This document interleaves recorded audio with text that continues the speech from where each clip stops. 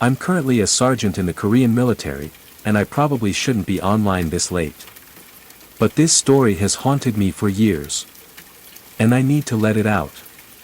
It's about my best friend from high school. Let's call him David.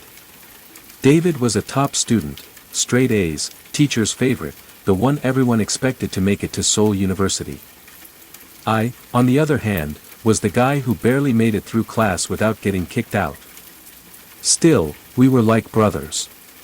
Always sitting together in the back of the class, sneaking out for smokes, sharing jokes only we understood. But one week, everything changed. David started falling asleep in class. Not just once, but every single period, every day. That wasn't like him. I tried joking, teasing, but he'd only force a smile. Until one night, I pushed a little harder. We bought soju, lit cigarettes like old times, and went to our old hideout behind the school. I asked him, "What's going on?" That's when I saw it. His face, pale, his eyes, empty. He asked me for a drag. David never smoked. But this time, he took a puff and coughed his lungs out. Still, something in him had changed. Then, he spoke. "I've been living in hell. You better not call me a liar, Janice. I'll lose it if you do." And then, he told me what happened. Tension shift, transition to David's perspective. David and I used to attend a cram school together in Seoul, one of those private academies where students studied until 4 in the morning. Technically, these schools are supposed to close by midnight. But most of them don't. To trick police patrols, they'd chain the front doors shut and turn off the entrance lights. But inside? Still full of students, studying like zombies under flickering lights. That Friday, I had left early. David stayed behind, determined to crush his upcoming exams. Around 1:30 a.m., the teacher walked in and said, "Let's take a 10-minute break. If you're tired, go home." David stayed. Of course he did. He grabbed the bathroom key and headed into the dark hallway, unlocking the chained steel door. Past that, it was pitch black. Only a faint glow from the moon and a red 3 from the elevator button lit the space. David turned left and entered the men's bathroom. Inside, it was dead silent. No light. No sound. He walked to the stall, sat down, and closed his eyes. Just a quick rest, he thought. Just a couple minutes. Then, clock. Clock. Clock. He woke up. The sound of high heels echoed through the hallway. He checked his phone. 2:22 a.m. His heart dropped. Someone was walking toward the bathroom. His first thought. Did I go into the girls' bathroom by mistake? But he remembered, Janice always complained that the men's bathroom was unfairly placed on the 3rd floor, exactly where he was. He was in the right place. So who was walking in? Clock. Clock. Clock. The sound entered the bathroom. David froze. Through the darkness, he looked into the mirror on the stall door. A cheesy sticker read, "Love yourself, clean up after." He could barely see his own terrified reflection. And then the sound changed. Clock, clock, clock, clock, clock, clock, clock, clock. Over and over, he finally realized. She was walking in circles. Not leaving. Not stopping. Just pacing. Around. And around. Inside a pitch-black men's bathroom. At 2:22 in the morning. Abrupt fade out, silence for 2 seconds. He told me that story with his hands shaking. Said he never went back to that academy after that. He still doesn't know who, or what, was wearing those heels. But he swears. Something else was in that building. To be continued. End Part 1. The aftermath was ugly. When the truth came out, the school exploded with chaos. Students were outraged. Parents were furious. Everyone demanded the academy be shut down. The boys who did it, arrested. The headmaster, fired. The boys were sent to juvenile detention. But Korea's law protects minors, so they be out in a few short years. The headmaster, a man of wealth and powerful connections, denied any wrongdoing. He rebranded the academy under a new name, promised a new system, and placed a single CCTV camera near the bathroom, a symbolic fix. The deal was simple: the footage could only be used after an incident, no real-time monitoring. A joke. But with final exams around the corner, and college admissions at stake, the parents moved on. The city moved on. Everyone forgot. Except the mother.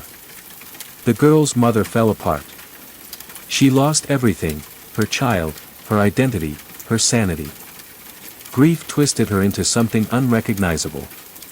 She wandered the streets barefoot, drunk, screaming, dirty and broken. Locals whispered behind closed doors, calling her the Hag of Haiwa. But they never dared say it to her face. She wasn't just angry. She was waiting. 10 years passed. And then, one midsummer night, just like the one David told me about, she came back. She broke into the academy. She brought a knife. And she went straight to the boys' bathroom, the very place her daughter had been attacked a decade ago. She waited there in silence, ready to kill any young man that walked through the door. When David finished telling me this story, I sat there frozen. I had never heard anything like it. I couldn't speak. My body felt heavy, like lead in my boots. My chest ached with something between grief and rage. I hated those boys. Even now, probably free, living normal lives. I pitied the girl, and her mother, who was never given justice. I wanted to scream, to fight, to do something. But what could I do? I was just another forgotten piece of the system. Another nameless face in a country that never looked back. I walked home that night. The streets were quiet. A cold breeze brushed my skin, and for a moment, the story faded from my mind. But just before I reached my house, 3 thoughts hit me. Thoughts that made the blood in my veins run cold. The mother was barefoot. The time didn't match. The daughter had come first. Soft breath sound, eerie piano fade out. To be continued. I've heard a lot of scary stories. Urban legends. Creepy Reddit posts. But nothing, I mean nothing, compares to this one true story my dad told me. And the worst part?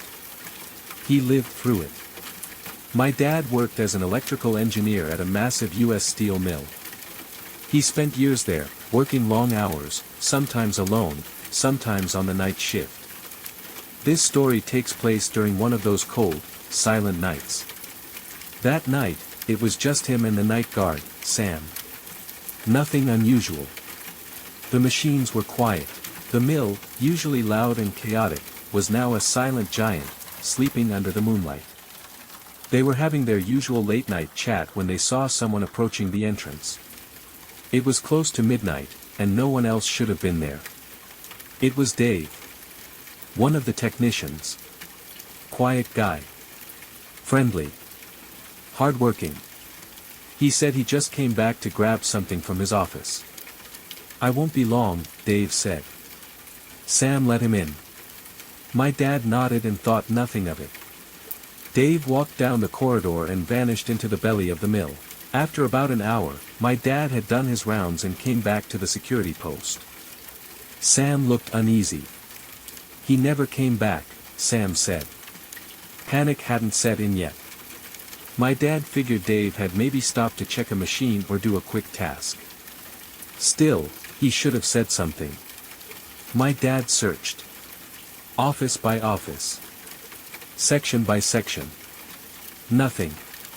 Not a single trace of Dave. The plant was huge, but he knew it inside and out. Sam was starting to worry. "There's only one place left," my dad said. The old wing. Now the old part of the steel mill, that place was a different world. Forgotten. Abandoned. Shut down for years. The moment my dad stepped in, he could feel it, like the air itself was heavier. The ceiling above disappeared into blackness, barely lit by a few flickering bulbs dangling like spider legs from long cords. He called out, "Dave." No answer. He climbed the ladder to one of the high catwalks, flashlight in hand, 100 feet above ground. The only sound was the echo of his boots. And then, movement. A shadow. Slow. Swinging. He raised the flashlight. Hanging inches in front of his face, were a pair of work boots. They were swaying. Above them was Dave, hanging from the upper catwalk. His eyes were open. And they were looking straight down at my dad. That night changed my father. He never forgot what he saw in Dave's eyes. He says sometimes, in total silence, he still hears the creak of that rope. No note. No warning. Just a quiet man, who walked in and never walked back out. Don't ever assume you're truly alone in the dark. Especially in a place built on fire, metal, and death. This was 100% true. My dad was there. And he'll never forget it.